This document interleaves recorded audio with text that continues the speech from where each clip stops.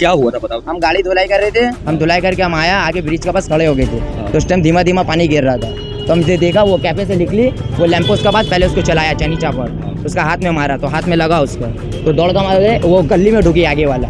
वो गली में ढुकने के बाद दोनों छोकरा किया, उसको मारा है सही से, आत्महत्या कर दिया उसको। 2 लड़का था। हाँ, ठीक मेरे सामने है ये कड़ाया पुलिस स्टेशन, जिसके अंतर्गत अभी कुछ देर पहले नसीरुद्दीन रोड में 6 नंबर नसीरुद्दीन रोड में अरीबा इकबाल सुमन उर्फ सुमन नाम की लड़की को दौड़ा कर कत्ल कर दिया गया बेरहमी के साथ, और इतने चोट दिए गए बदन में। देखने वालों का कहना है कि वहाँ एक से ज़्यादा शख्स था। एक को पहचाना गया है जिसका नाम मोहम्मद आरिश बताया जा रहा है, उसके एक्स हस्बैंड थे। 3 साल पहले अरीबा इकबाल की शादी हुई थी। रहने वाले तोपसिया सिपतल्ला एरिया के हैं, और आपको बता दें कि इस कदर इतना कातिलाना हमला हुआ अरीबा इकबाल के ऊपर कि वो अस्पताल ले जाते जाते ही उनकी जान चली गई। साथ में आपको बताया कि एक मोहम्मद आरिश है, उसे अरेस्ट करके रखा गया है फ़िलहाल कड़ाया पुलिस स्टेशन में। और मेरे पीछे आप देख सकते हैं कि अरीबा इकबाल के घर वाले भी खड़े हैं, जो हक के लिए, इंसाफ के लिए गुहार लगा रहे हैं, रो रहे हैं, चीख रहे हैं, चिल्ला रहे हैं कि उनके घर का एक चिराग, उनकी बेटी आज इस दुनिया में नहीं रही। सुबह जब वो घर से निकली थी तो किसी को ये अंदाज़ा नहीं था। बड़ा सवाल यहाँ पे आता है कि एक से ज़्यादा लोग शामिल थे इस हत्याकांड में।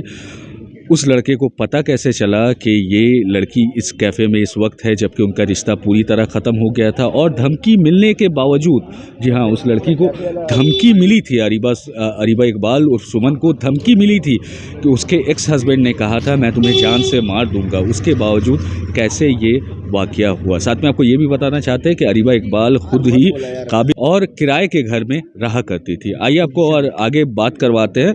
हमारे साथ एडवोकेट सैयद नफीरुल इस्लाम है और लड़की से रिलेटेड भी हैं। आइए पता करते हैं कि क्या मामला है पूरा। एक सेकंड सर, तो अभी का क्या पोजीशन है? देखिए, पुलिस ने इन्वेस्टिगेशन टेकअप कर लिया है, और जहां से ये हादसा शुरू हुआ था वहां भी इन्वेस्टिगेशन होमिसाइड सेक्शन कर रही है। लोकल पुलिस प्रशासन भी वहां पर मौजूद है। कुछ पुलिस प्रशासन अस्पताल में है, जहां पर बॉडी को पोस्टमार्टम के लिए रखा गया है। जब उसे वहां पर ले जाया गया तो पीजी एसएसकेएम ने उसे मृतक घोषित कर दिया। ये बात आप लोगों तक पहुंच गई है। हम लोग यहाँ कराया थाना सिर्फ आए हैं एक ही अपील लेकर कि इस मामले को कानूनी स्तर पे बेहतर तरीके से देखा जाए, ताकि इस लड़के को सज़ा मिले, और इस तरह के जितने भी लड़के हैं वो ऐसे कामों को अंजाम देने से डरे, उनके दिल में डर हो कानून का, लॉ एंड ऑर्डर का, और किसी भी शादीशुदा ज़िंदगी में ऐसे हादसे ना हो। यही वजह है जो आज हम लोग यहाँ पर आए हैं, और यही अपील है प्रशासन से, होम डिपार्टमेंट से, कलकत्ता पुलिस से। और क्योंकि मैं खुद एक नुमाइंदा हूँ, कानूनी फील्ड में काम करता हूँ, लॉ एंड ऑर्डर पे भरोसा है। क्योंकि जब इंसान की उम्मीद टूट जाती है तो एक उम्मीद कायम रहती है कि अगर हमारी बात कोई नहीं सुनेगा तो कोर्ट सुनेगी, लॉ एंड ऑर्डर सुनेगी। इसी अपील के साथ हम लोग यहाँ पर खड़े हैं। अच्छा, एक चीज़ कि हमें पता चला कि ये कंस्पिरेसी थी, एक से ज़्यादा लोग उसमें मौजूद थे, क्या ये सच है? देखिए, एक से ज़्यादा लोग तो थे वहाँ पर। अब ये जिस जगह से ये हादसा शुरू हुआ है वहाँ की सीसीटीवी फुटेज पुलिस के पास मौजूद है। अब वो इन्वेस्टिगेशन में क्या कोर्ट में लेकर जाएगी, किस तरीके से अपने जांच को पेश करेगी, ये प्रशासन के ऊपर है। लेकिन उम्मीद है कि पुलिस पूरी ईमानदारी के साथ इस केस की गहराई में जाकर, और भी लोग जो इससे जुड़े हुए हैं, जिन्होंने इस लड़के को, उसके सो कॉल्ड एक्स हस्बैंड को बढ़ावा दिया है इस संगीन जुर्म को अंजाम देने में, इस घिनौने अपराध को अंजाम देने में, उस तमाम लोगों तक पुलिस पहुंचने में कामयाब होगी। अच्छा नफीरुल इस्लाम, एक चीज़ और आपसे जाननी थी, क्या हत्या का वो हथियार मिल रहा है, रिकवर किया गया है? देखिए, ये अभी मेरे पास पुख्ता खबर नहीं है, लेकिन पुलिस जांच में जुटी है।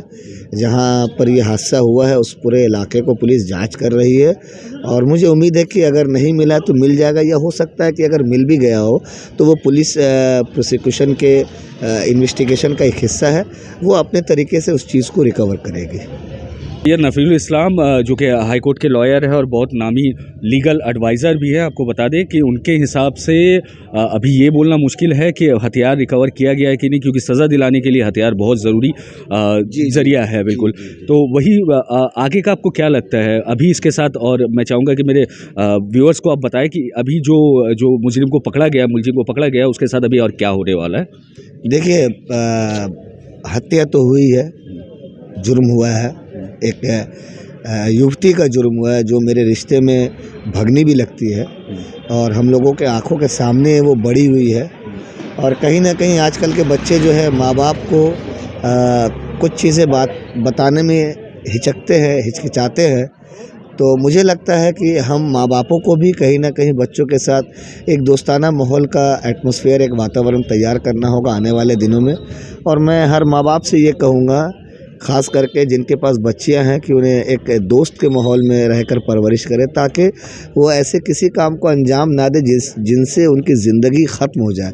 क्योंकि 22 साल की उम्र बहुत कम उम्र होती है और जिस माँ ने उसे पैदा किया है 9 महीने कोख में रहकर, उसकी जो दर्द है, उसकी जो पीड़ा है, वो उससे बेहतर कोई नहीं समझ सकता है। कोर्ट, अदालत, पुलिस अथॉरिटी कोई नहीं समझ सकता है।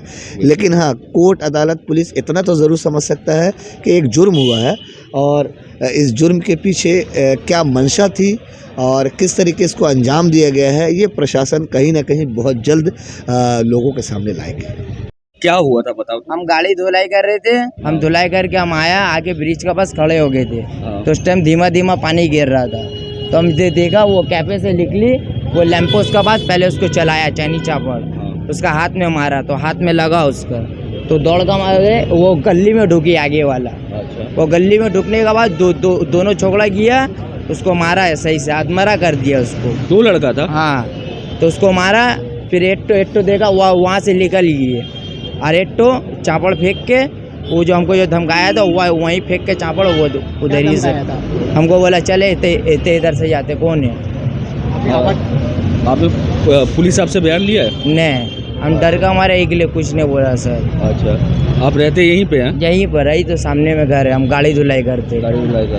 नाम क्या है तुम्हारा? मोहम्मद जाहिद। अच्छा, उसका बाद में आदमी लोग आया था बचाने के लिए? नहीं, ऐसा कुछ नहीं देगा, कोई नहीं आया। जब बाद में जब ये हुआ, हल्ला हुआ, तब ये हुआ। बारिश का वजह से आदमी लोग नहीं था, रास्ता खाली था। बारिश बहुत होती। कितना बजे हुआ था ये मामला? यही मतलब 7, साढ़े 7, 8 बजे के करीब। बारिश होने से पहले? हाँ। तेज बारिश होने से पहले।